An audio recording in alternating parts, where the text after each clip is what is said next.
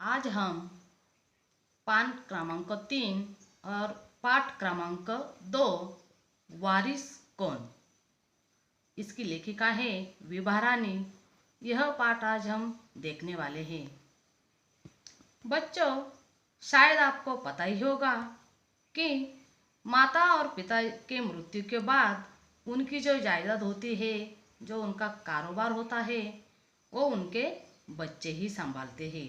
लेकिन उस माँ बाप को पता नहीं रहता कि हमारी मृत्यु के बाद हमारा जो कारोबार है वो हमारे बेटे अच्छे तरीके से संभालेंगे या नहीं। लेकिन ये तो कैसे साबित हो सकता है जब हम उनकी परीक्षा ले सकते हैं। तो बच्चों, इस पाठ में भी एक राजा है और उनकी 4 राजकुमारियां हैं। तो उन्होंने भी एक दिन ऐसे ही सोचा कि मेरी मृत्यु के बाद मेरी जो जायदाद है या मेरा जो राजपाट है यानी राज्य प्रशासन, वो इन चारों में से कौन अच्छी तरह से संभालेगा, ये सोच में वो रहता है। तो ऐसे ही उसके मन में एक दिन ख्याल आता है कि ये तो कैसे पता चलेगा कि मेरी मृत्यु के बाद मेरा जो कारोबार है इन चारों में से कौन अच्छी तरह से संभालेगा। तो इसके लिए उन्होंने उन चारों बेटियों की परीक्षा लेने के लिए तय किया। तो बच्चों, तो इस पाठ में लेखिका विभा रानी इन्होंने हमारे सामने यही प्रस्तुत किया है कि राजा ने अपने इन चारों बेटियों की परीक्षा किस तरह से ली, इसका ही उन्होंने यहाँ हमारे सामने प्रस्तुत किया है। पहले हम देखते हैं परिचय। इनका जन्म हुआ है 1959 मधुबनी यानी बिहार में, और विभा रानी हिंदी व मैथिली की राष्ट्रीय स्तर की लेखिका है। अपने कहानी, गीत, अनुवाद, लोक एवं नाट्य लेखन में प्रखरता से अपनी कलम चलाई। आप समकालीन फिल्म, महिला व बाल विषयों पर लोकगीत और लोक साहित्य के क्षेत्र में निरंतर काम कर रही है। उनकी प्रमुख कृतियां हैं चल खुसरो घर अपने, मिथिला की लोक कथाएं, गोनू झा के किस्से, यह उनका कहानी संग्रह है। अगले जन्म मोहे बिटिया न कीजो, यह उनका नाटक है। समृद्ध द्विभाषी हिंदी अंग्रेजी का अनुवाद, बिल टेलर की डायरी आदि। गद्य संबंधी प्रस्तुत संवादात्मक कहानी के माध्यम से विभा रानी जी का कहना है कि हमें उत्तम फल प्राप्ति करने के लिए समय और साधनों का सदुपयोग करना चाहिए। जो ऐसा करता है वही जीवन में सफल होता है। तो बच्चों, हम पाठ को शुरुआत करते हैं। वारिस, वारिस यानी उत्तराधिकारी। तो एक राजा था और उनकी 4 बेटियां थी।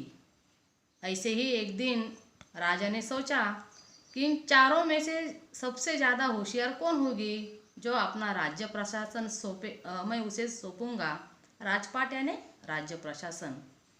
लेकिन इसका फैसला कैसा हो सकता है वो सोचने लगता है और आखिर में उसे एक उपाय सूझ जाता है। उसने एक दिन अपनी 4 बेटियों को अपने पास बुलाया।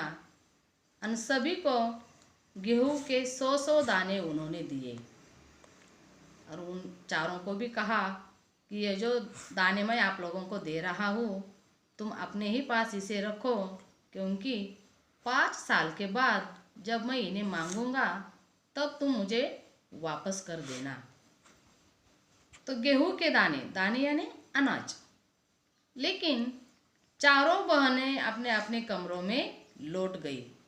सबसे बड़ी जो थी उन्होंने उन दानों को खिड़की के बाहर फेंक दिया, क्योंकि उसने सोचा कि अभी पिताजी तो 5 साल बाद मुझे या हमें पूछने वाले हैं, जब भी पिताजी उसे उसके बारे में पूछेंगे तो मैं भंडार से लेकर उनको दे दूंगी।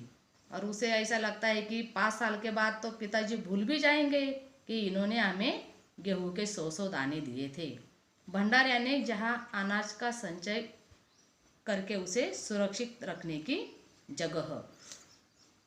दूसरी बहन जो थी उसने दानों को चांदी की एक डिब्बी में डालकर उसे मखमल के थैले में बंद करके सुरक्षित अपने संदूक में रख दिया। पहली जो बहन थी उसने वो दाने खिड़की के बाहर फेंक दिए। दूसरी जो है उन्होंने चांदी के एक डिब्बे में संभाल कर एक संदूकची में रख दिए। और उसने सोचा कि जब भी 5 साल के बाद पिताजी मुझे ये दाने मांगेंगे तब ये दाने मैं उसे वापस कर दूंगी। तीसरी बहन जो थी वो सोचने लगी कि मैं इसका क्या करूं।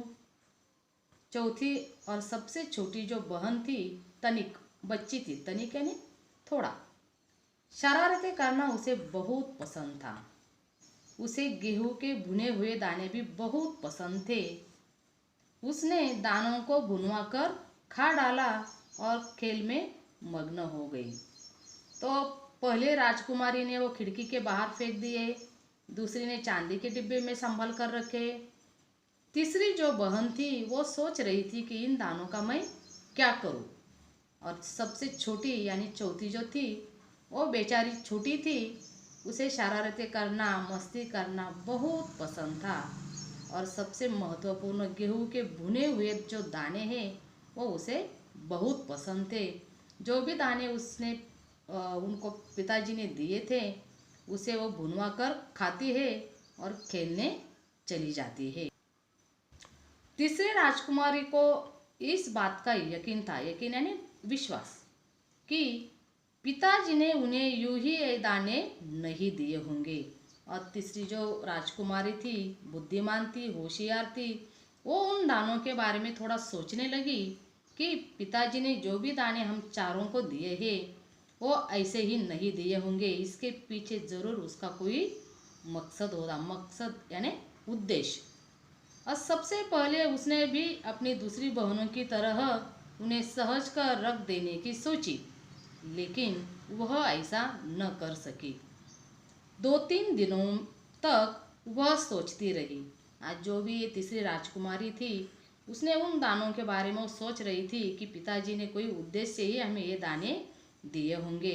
वो भी बाकी बहनों की तरह उसे सच कर रखने की सोच रही थी, लेकिन वो बिल्कुल ऐसा न कर सकी। 2-3 दिन गए तब तक वह सोचती रही। फिर उसने अपने कमरे की खिड़की के पीछे वाली ज़मीन में वो दाने बो दिए।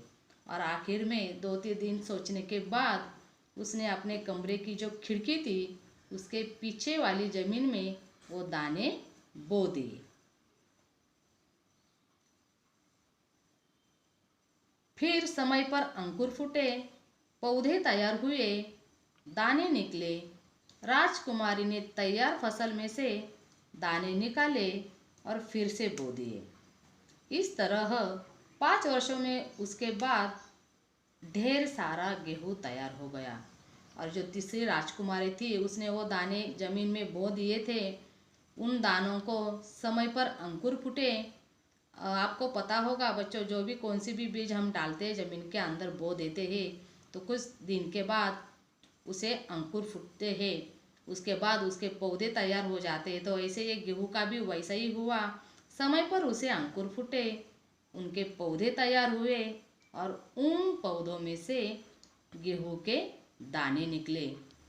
और इस तरह इस राजकुमारी ने जो भी फसल तैयार की थी उसमें से ढेर सारे दाने निकाले और फिर से वो उस जमीन के अंदर बो दिए। इस तरह 5 वर्षों में उसके पास ढेर सारा गेहूं तैयार हो गया। 5 साल के बाद राजा ने फिर से चारों बहनों को बुलाया और कहा, आज से 5 साल मैंने तुम चारों को गेहूं के 100 दाने दिए थे। और ऐसे ही 5 साल के बाद राजा ने ठीक उन चारों बहनों को बुलाया और उनसे कहा कि आज से 5 साल पहले मैंने तुम चारों को 100-100 दाने गेहूं के दिए थे। अब वो कहाँ है? अब 5 साल के बाद तुम मुझे वो वापस कर दो। कहाँ है वे दाने? तो बच्चों, आज हम यही रुकते हैं। बाकी का जो पाठ है हमारा, हम कल देखेंगे। धन्यवाद।